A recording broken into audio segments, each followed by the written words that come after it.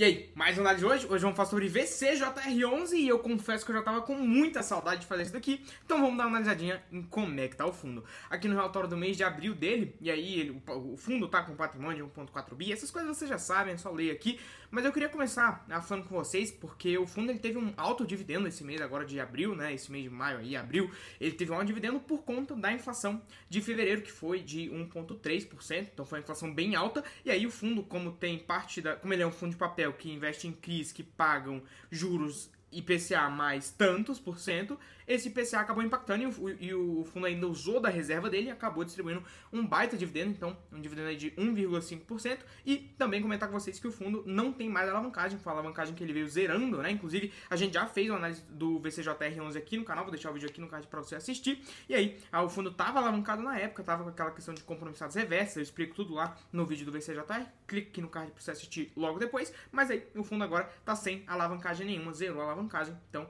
tá, não tem nenhum valor que ele deve, né? Ele tá sem valorizar dever. Então, interessante até comentar dessa análise que a gente fez, porque primeiro comentar do dividendo do fundo, né, que foi um dividendo bem alto, assim, perto do que ele normalmente distribui, né, muito por conta dessa inflação de fevereiro. E para você que não sabe, quando um fundo de papel ele investe num CRI, né, que nada mais é do que uma renda fixa, o dividendo dele, principalmente quando é IPCA, tá? Quando é CDI é outro esquema, mas quando é IPCA, ele vai pagar o IPCA de fevereiro, ele vai impactar no mês de abril, entendeu? Então vai ser a distribuição, vai ser referente ao mês de abril e vai ser distribuído em maio. Então só pra você ter essa noção, porque tem um atraso. Quando é CDI, normalmente é num mês ou um mês de atraso, mas quando é IPCA, ele tem um impacto 2 a 3 meses depois. Então só pra você ter essa concepção também, que o resultado de maio foi muito grande, né? O dividendo de maio foi muito grande por conta da inflação lá de fevereiro. Então sempre tem esse atraso, tá? E aí até comentar desse vídeo, né, do VCJR que eu fiz lá em dezembro, né? 13 de dezembro de 2024, quando vocês pediram pra eu fazer a análise do VCJR11, e aí eu até comentei que, cara, era uma grande oportunidade, não fazia sentido nenhum, os preços, o preço tá tão deprimido, ele tava 0,75 do VP, e aí, dito e feito, se você pegar do dia que eu soltei a análise, que foi dia 13 de dezembro, até agora, ele já subiu mais de 20%, então interessante até comentar sobre isso, né, e qual que é o cenário que eu enxergo agora? É justamente o oposto, né, porque o fundo, ele na época tava 0,75 do VP, ou seja, tava muito mais descontado do que os pares de mercado dele, e agora ele já tá mais perto dos pares de mercado, então agora ele já não é tão aquela manga, né, que não era aquela jabuticaba maravilhosa que era na época, então ele tá mais normal agora, né, e aí até voltando para a análise do fundo aqui no relatório, um ponto interessante é sempre comentar dessa questão da tabela de sensibilidade. Então, hoje o fundo, você comprando ele a R$85, que é mais ou menos o valor que ele está sendo negociado, é a mesma coisa de que você comprar uma renda fixa IPCA mais 12%. Pensa que hoje a gente tem o Tesouro pagando IPCA mais 7%, com imposto, aqui é como se você estivesse comprando uma renda fixa a IPCA mais 12% livre de imposto. E aí menos taxa de administração seria algo como a IPCA mais 11%, né? Porque a taxa de administração se reduz ali esse valor para ter o valor líquido final, né? Então seria mais ou menos 11%. E por que eu acho que não é uma oportunidade tão grande quanto era na época, né? Primeiro que já teve essa valorização, mas não por isso principalmente, mas porque na época ele estava muito descontado do VP, ele estava 0,75 do VP, e ele estava muito descontado frente aos pares de mercado, que negociavam 0,85 do VP, 0,9 do VP. Agora, os pares de mercado estão negociando perto nesse valor, que ele está sendo negociado a 0,91 do VP. Então, ele já está meio que perto dos pares de mercado, diferente da época que ele realmente se destacava por estar bem mais descontado. E o outro motivo que faz com que o fundo não me atraia tanto assim é pelo seguinte, tá? Primeiro que o fundo ele é medium risk, então você vai ver esse retorno aqui meio alto, meio expressivo, né? Pô, 12%, 11%, IPCA mais 11%, livre de taxa, né? Já com a taxa de administração descontada. Você pode pensar, nossa, então ele paga muito bem. Primeiro que o fundo é médio risco, né? Então a gente tem que ter sempre isso em mente. Só que o segundo ponto é o seguinte, tá? Você pode ver o fundo distribuindo altos dividendos e ele tendo um resultado maravilhoso, né? Eu até queria comentar com vocês aqui da DRE dele, ele tendo altos resultados, enfim, principalmente agora no mês de abril, então distribuindo 1,5 por cota, e aí você fica impressionado. Só que é importante a gente lembrar também que o fundo, ele tem uma taxa de administração muito alta, que é de 1,6 do patrimônio. Deixa eu só pegar aqui para vocês. 1,6 do patrimônio. E essa taxa de administração acaba prejudicando muito o fundo, eu já volto nela, mas só pra você ter cuidado em relação a isso, porque a maioria das pessoas elas olham pro dividendo, elas olham pro resultado extraordinário do mês, só que você esquece de analisar essas coisas que são importantes. Eu já explico por que pra você. Então fica aí até o final que você vai entender por que você tem que prestar atenção em relação a essas coisas, tá? Mas voltando aqui da onde a gente parou, então hoje a gente tem uma taxa de sensibilidade de mais ou menos 11%, IPCA mais 11% livre de taxas, que é mais ou menos a média de mercado aí, dos pares dele, né, de fundos de papel médio risco, é mais ou menos o que eles têm pagado, enquanto os fundos de papel de baixo risco, né, que a gente chama de high grade, tem pago IPCA mais 10%, e às vezes IPCA mais 11%, então você está correndo mais risco para receber um retorno ali, muitas vezes igual ou 1% maior, então não faz tanto sentido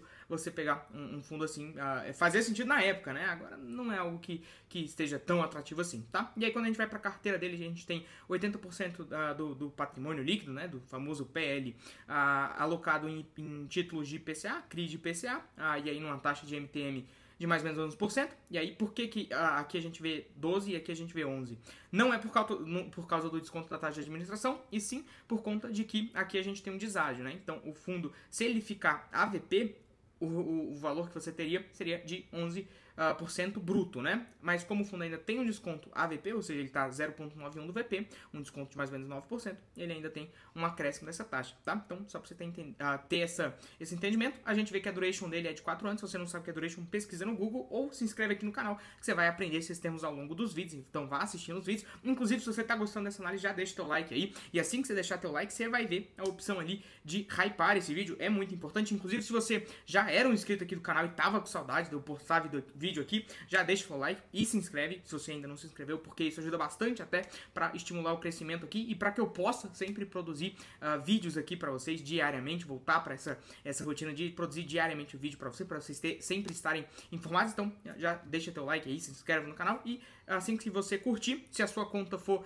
habilitada pelo YouTube, você tem a opção de hypar esse vídeo, e é algo que eu peço para que vocês façam, até porque todos os vídeos aqui, eles não são monetizados, porque eu não quero que tenha anúncios para vocês. Então eu poderia muito bem colocar anúncio no início, anúncio no meio, anúncio no final, e vocês ficarem vendo um monte de anúncio, só que eu não quero fazer isso, até porque assim, eu não recebo nada fazendo YouTube. Então, se você realmente gosta do canal, quer que eu traga essas análises diariamente, eu já peço para você se inscrever e deixar teu like se você já assiste os vídeos do canal. E se é a sua primeira vez aqui, eu quero te dar seja muito bem-vindo, né? Eu quero te dar as boas-vindas e eu te peço para você se inscrever. Tenho certeza que você não vai se arrepender, não te custa nada, e você já se inscreve aqui, assiste os vídeos antigos do canal, assiste os vídeos novos que vão sair logo em seguida desse, e eu tenho certeza que tu vai gostar bastante. Então, meu recado é esse para você, tá? E aí a gente tem também, voltando aqui, a gente tem mais ou menos 7% da carteira a CDI mais MTM, né, a taxa média aí de retorno dele, CDI mais 6%. E aí a gente tem uma duration de 2 anos. Então, até aumentou da última vez que a gente analisou o fundo, né? A duration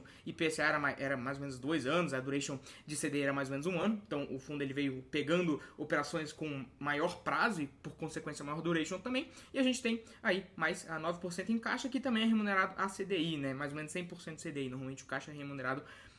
o caixa dos fundos é remunerado mais ou menos a 100% CDI. Então a gente poderia falar que tem mais ou menos aí uns 16% em CDI e 80% em IPCA. E aí assim, quando a gente vai para setor, a gente tem residencial, hotel, mall, energia, concessão e pulverizado, e também tem o multifamily, né, que ele fez essa separação. Quando a gente estava analisando o fundo, ele classificava como outros, né, e aí e classificava como residencial. Agora a gente tem ali a separação de multifamily e residencial.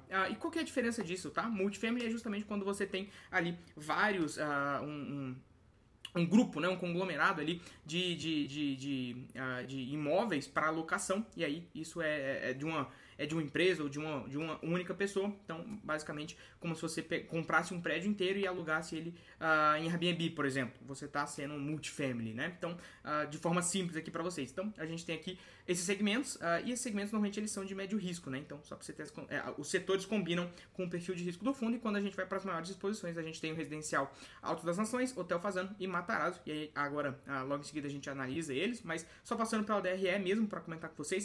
O resultado agora de abril foi um pouco maior, só que o fundo ele tem uma taxa de administração muito alta, inclusive ele reduziu as despesas dele, se você olhar aqui em relação a 2024, mas é porque em 2024 ele tinha uma alavancagem, né? Como ele reduziu a alavancagem, a despesa dele até que reduziu, só que proporcionalmente ao resultado, a gente está falando de uma despesa que é muito alta, porque, cara, é quase 2% do patrimônio, a taxa média é 1,6%, né? A taxa média que a gente tem de gestão e administração dos fundos é de 1%, então você vê que é mais alta do que a dos outros fundos e acaba impactando o resultado, tá? E por que isso é importante? Eu quero comentar isso com vocês porque isso é muito importante. Na hora que você está vendo o dividendo lá, a festa do oba-oba, é importante você entender que essa taxa de 1%, na hora que os juros estão altos, ela não é tão perceptível assim. Então, o fundo ele pode até se comparar aos outros, à média de mercado. Então, ele pode até ficar parecido, o dividendo dele ficar parecido com a média dos pares dele, né? Só que acontece, quando os juros baixam, esse resultado que era muito grande, ele diminui, porque os juros diminuíram.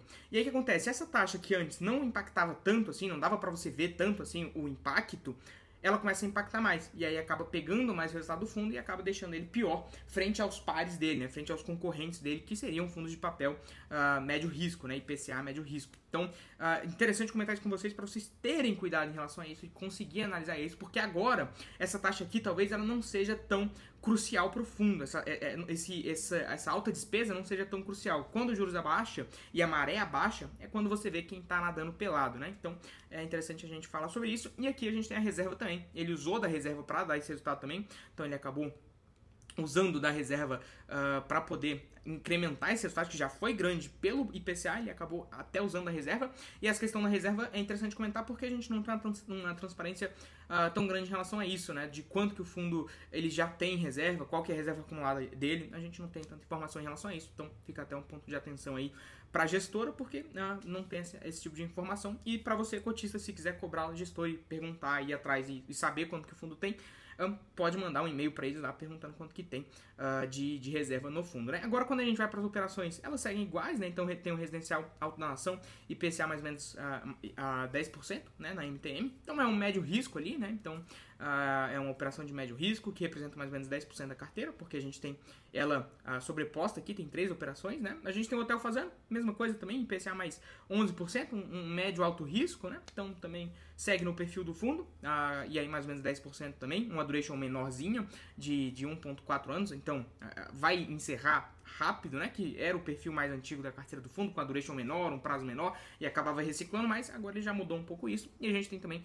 o Hotel Matarazzo, também com operação de médio risco, aí pagando IPCA mais 11%, segue igual, sem muita diferença, e aí quando a gente vai aqui para os ativos, eu já analisei eles, aqui eu já analisei os CRIs no vídeo passado, vou deixar ele aqui no card para você assistir logo em seguida desse aqui, eu realmente recomendo, e acho que vale a pena você assistir o vídeo que está aqui no card, então vai lá assistir, e aí a gente tem aqui a Residencial das Nações, o LTV justo, né, o LTV para você que também não sabe, se inscreve no canal, que ao longo dos vídeos você vai aprendendo esses termos, mas nada mais é do que o loan to value, né? Então, é o valor que você tem em garantia sobre o valor que você tem, que você emprestou, né? Então, quando na realidade é o contrário, né? O valor que você emprestou sobre o valor que você tem em garantias, tá? Então, se eu emprestei R$100 e eu tenho R$125 em garantia, significa que eu tenho um LTV aí de mais ou menos 75%, né? E aí a gente tem as garantias aqui, ok. O Hotel Fazendo a mesma coisa, um LTV tranquilo, garantias ok aí, o Matarazzo, boas garantias. Então, são operações de médio risco, mas com boas garantias, com LTVs tranquilos, né? Então, essa parte do fundo eu gosto bastante, eu até comentei no vídeo que tá no card aí pra você assistir, que realmente a qualidade da carteira dele é boa, o resultado que ele consegue com esses CRIs é bom, o que acaba pegando mesmo fundo é só essa questão, atualmente, né, o que acaba pegando ele é só essa questão de que ele não tem nenhuma competitividade frente aos pares e que ele tem essa taxa muito maior do que os concorrentes de mercado dele, então acaba até fazendo acaba pesando, essa parte da taxa acaba pesando para ele, diferente do que era na época que eu fiz o vídeo, e aí o fundo estava realmente bem descontado e realmente chamava atenção, não à toa ele teve uma valorização aí de quase 30%, né? Então, interessante comentar sobre isso com vocês de toda forma, perfeito? Então, sobre o VCJR11 é isso, e eu espero que você tenha gostado desse vídeo. Eu tô voltando aqui e eu, de fato, quero muito que vocês engajem aqui para eu poder realmente saber que vocês sentiram a minha falta também, né? Até porque você ficou até o final desse vídeo. Então, se você realmente gostou, me diz aí nos comentários, porque eu quero voltar a trazer análises diariamente aqui para vocês, porque a modéstia à parte, esse aqui é o melhor canal de fundos imobiliários que a gente tem no YouTube. Então, se você quiser que eu ainda continue produzindo esses conteúdos gratuitamente, já deixa teu like aqui, teu comentário, se inscreve, hype esse vídeo para eu poder realmente trazer esses conteúdos aqui pra vocês, perfeito? É isso, é nóis e